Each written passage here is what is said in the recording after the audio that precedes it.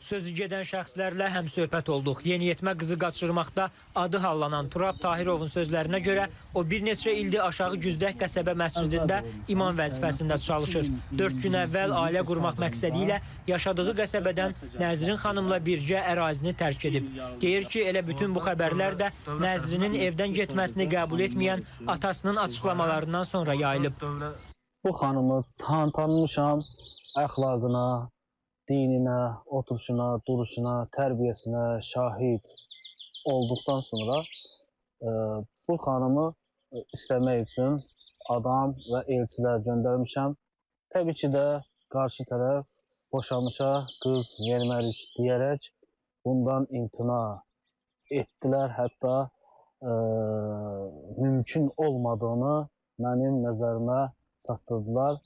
Nəzrin Babayeva isə öz istəyi ilə sevdiyi şəxslə ailə qurmaq üçün evdən getdiyini deyir.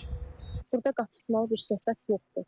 Mən öz rızamla, öz istəyimlə Turab Tahirovla sevdiyim insanla bərabər getmişəm.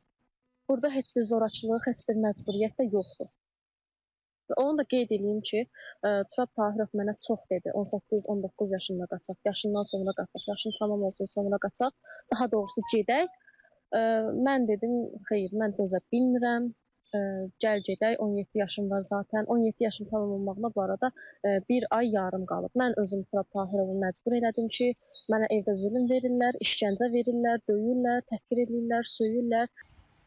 Nəzrinin atası isə bildirir ki, qızının ailə quracaq yaşda olmadığına və bu işə razılıq vermədiyinə görə Turab Tahirovdan şikayətçidir. Hüquq mühafizə orqanlarına bu barədə məlumat verilib. Cütlük isə bildirir ki, bu günlərdə rayon polis şöbəsinə gedərək izahat veriblər və sərbəst buraxılıblar.